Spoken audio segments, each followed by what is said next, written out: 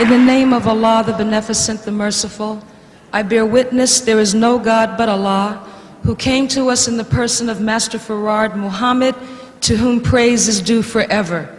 We thank him for raising in our midst the promised Messiah and predicted Christ, the Honorable Elijah Muhammad. And we thank them both today for giving us a divine leader, teacher, and guide in the Honorable Louis Farrakhan. I greet my beloved brothers and sisters in the words of peace, in the language of our fathers of As-Salaam, Alaikum. Brothers and sisters, the Honorable Louis Farrakhan is here, and he is ready to come forward, and I know that you are ready to receive him. Let us keep in mind that the book of Hosea, which is oft quoted, "My people are destroyed for lack of knowledge," also contains another verse, "Because thou hast rejected knowledge, so I also will reject thee." Yesterday, the Honorable Louis Farrakhan gave a radio interview with Brother Clifford Kelly. I don't know how many of you heard it, but it was beautiful.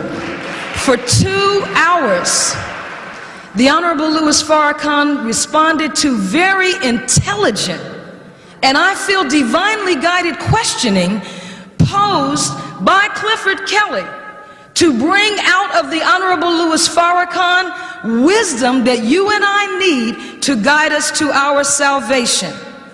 At the end of that program, however, calls came in which made me to know that it is time for us to stand up and not allow the Honorable Louis Farrakhan to have to represent himself.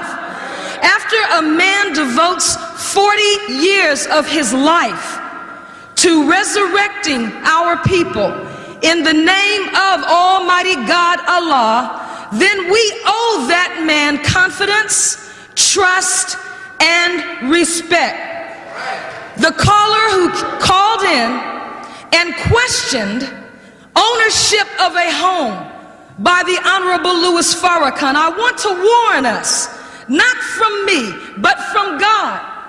Do you expect God to allow a man to give his life for 40 years and not provide decent housing for that man? Would you begrudge your own black leadership when you see entertainers, when you see politicians, when you see coke dealers living well in your midst, and you do not question from whence came the resources?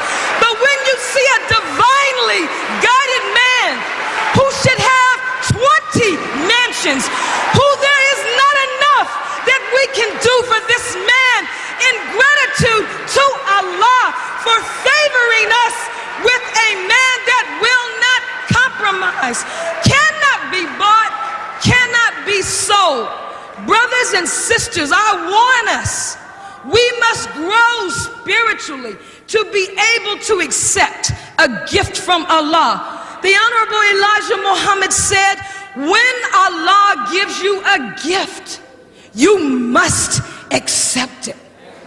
So to the caller who called in and said that the Honorable Elijah Muhammad left you in charge of the nation, then why did you not get up and take charge of the nation? 15 years ago, when the Honorable Louis Farrakhan stood up in the hells of North America, the Honorable Elijah Muhammad's name was being dragged through the mud. When I heard his word, I was suffering from cancer, being treated on chemotherapy, being shot with the poisons of the devil. Had I had to wait for the detractors who out of envy and jealousy of his success now want to question him, I would be buried 6 feet under today, waiting for them to get up. It was this man, the Honorable Louis Farrakhan, who when the heart of the black nation was broken, picked up the pieces to the detriment and danger of himself and his family. And we will not tolerate disrespect of this man. We will not take it. And all praise is due to Allah for the Honorable Elijah Muhammad.